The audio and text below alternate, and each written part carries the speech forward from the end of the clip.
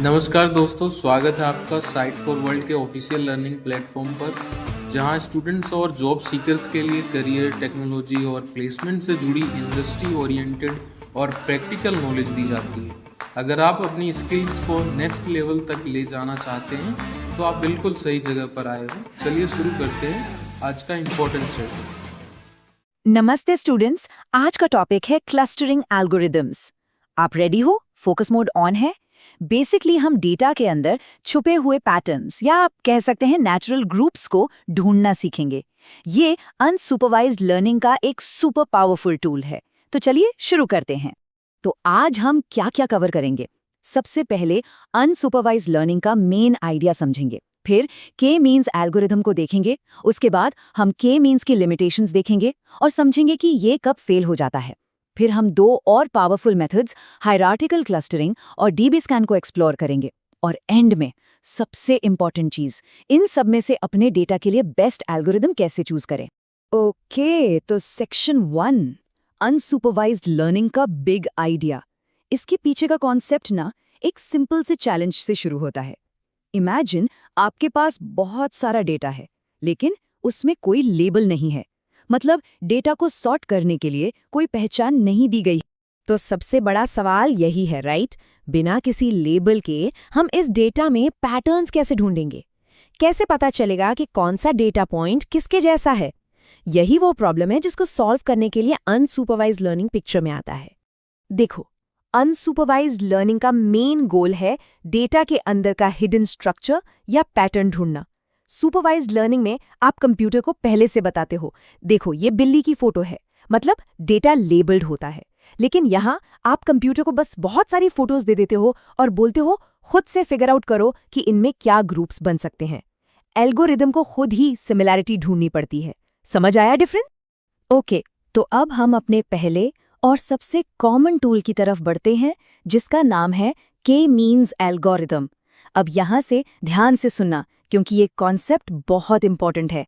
Screen पे ध्यान है ना? के मीन्स का आइडिया बहुत सिंपल है। हम बस अपने पूरे डेटा को के नंबर ऑफ ग्रुप्स में डिवाइड करते हैं। के मतलब कितने ग्रुप्स बनाने हैं, और रूल क्या है? हर डेटा पॉइंट उस ग्रुप में जाएगा जिसका सेंटर पॉइंट, जिसे हम सेंट्रॉइड कहते हैं, उसके सबसे पास हो। Simple, right?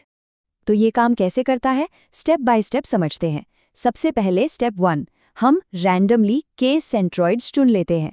स्टेप 2, अब हम हर एक डेटा पॉइंट को उसके सबसे नज़दीक वाले सेंट्रॉइड के ग्रुप में डाल देंगे। ठीक है? स्टेप 3, अब जो ग्रुप्स बने हैं उनका नया सेंटर पॉइंट कैलकुलेट करेंगे।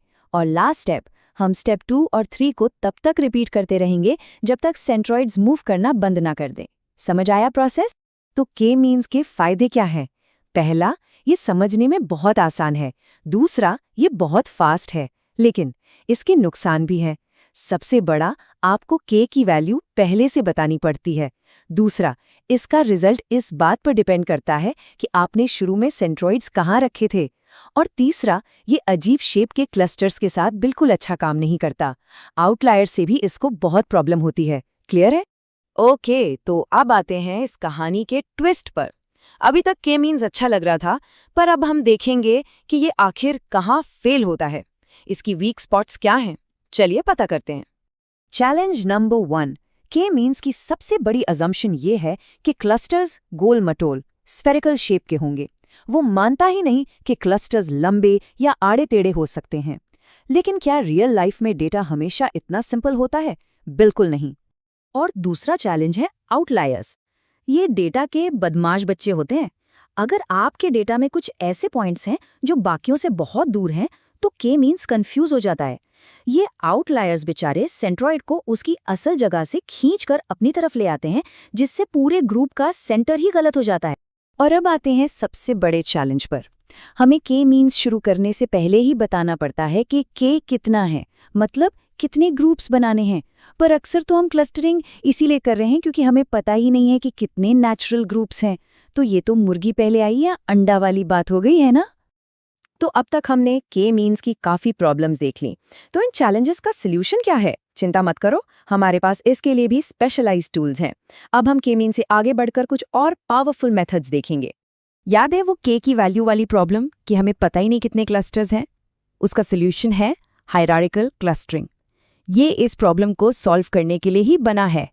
इसमें ना क्लस्टर्स का एक ट्री जैसा स्ट्रक्चर बनता है, एक हायरार्की, बिल्कुल एक फैमिली ट्री की तरह सोचिए।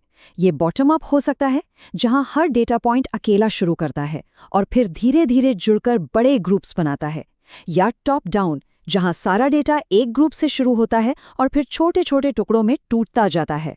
इसका सबसे बड़ा फायदा, हमें शुरू में के बताने की जरूरत ही नहीं है।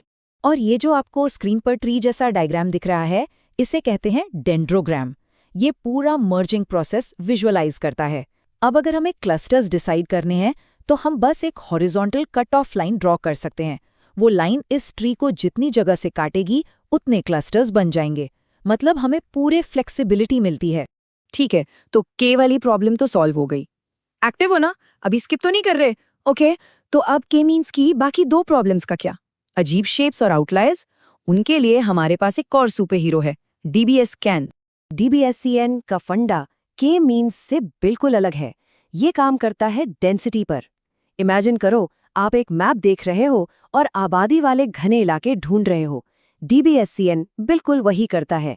जो पॉइंट्स आपस में बहुत पास हैं, उनका एक ग्रुप बना देता है, और जो अकेले दूर भटक रहे हैं उन्हें नॉइज या आउटलायर बोल देता है। इसकी काम करने का तरीका सिंपल है। ये हर पॉइंट को 3 में से एक लेबल देता है। पहला, कोर पॉइंट, जिसके आसपास आबादी घनी है। दूसरा, बॉर्डर पॉइंट, जो खुद कोर नहीं है पर किसी कोर पॉइंट के पड़ोस में रहता है। और तीसरा, नॉइज पॉइंट, जो बिल्कुल अकेला है। सिंपल है ना? तो चलिए अब के मीन्स और DBSCAN का एक आमने सामने कंपैरिजन करते हैं। क्लस्टर शेप, के मीन्स सिर्फ गोल, जबकि DBSCAN किसी भी शेप के क्लस्टर बना सकता है। आउटलायर हैंडलिंग, के मीन्स बेचारा आउटलायर से परेशान हो जाता है, जबकि DBSCAN उन्हें आराम से पहचान कर अलग कर देता है। नंबर ऑफ क्लस्टर्स, के मीन्स को के की जरूरत है, DBSCAN को नहीं। ओके, सो अब हम सब कुछ एक साथ लाते हैं। अब तक हमने अलग अलग टूल्स देखे। अब फाइनल सेक्शन में हम सीखेंगे कि the right tool for the right job, मतलब अपने डेटा के लिए सही एल्गोरिदम कैसे चुना जाए। रेडी हो नेक्स्ट स्टेप के लिए? ये टेबल आपका चीट शीट है, इसको नोट कर लो। सिंपल रूल्स हैं। अगर क्लस्टर्स गोल हैं और आपको के पता है तो के मीन्स अच्छा ऑप्शन है। अगर आपको के नहीं पता तो हायरार्किकल या DBSCAN यूज करो। और अगर आपके डेटा में अजीब शेप्स और आउटलायर्स हैं तो DBSCAN आपका बेस्ट फ्रेंड है। अगर इंटरव्यू में पूछा गया तो बता पाओगे ना? ये कोड पूरी कहानी को समराइज करता है। के मीन्स फेल हो जाता है जब data points non convex shape follow करते हैं। मतलब साफ है, एल्गोरिदम की चॉइस आपकी पसंद पर नहीं, डेटा के कैरेक्टर पर डिपेंड करती है। आप एल्गोरिदम को डेटा के हिसाब से चुनते हो। तो आज हमने क्या सीखा? मेन टेक अवे ये है कि कोई एक बेस्ट एल्गोरिदम नहीं होता। हर एल्गोरिदम एक टूल है और आपको सही काम के लिए सही टूल उठाना है। असली गोल है अपने डेटा के लिए बेस्ट एल्गोरिदम ढूंढना। अब सवाल यह है कि जब आप इन टूल्स का इस्तेमाल करोगे तो आपके डेटा में छुपे हुए कौन से अनोखे पैटर्न सामने आएंगे। प्रैक्टिस करोगे ना, सिर्फ देखने से नहीं होगा। तो हमारे चैनल को सब्सक्राइब कीजिए और वीडियो को अपने दोस्तों के साथ शेयर जरूर कीजिए। कमेंट सेक्शन में अपना डाउट या नेक्स्ट टॉपिक लिखना मत भूलिएगा।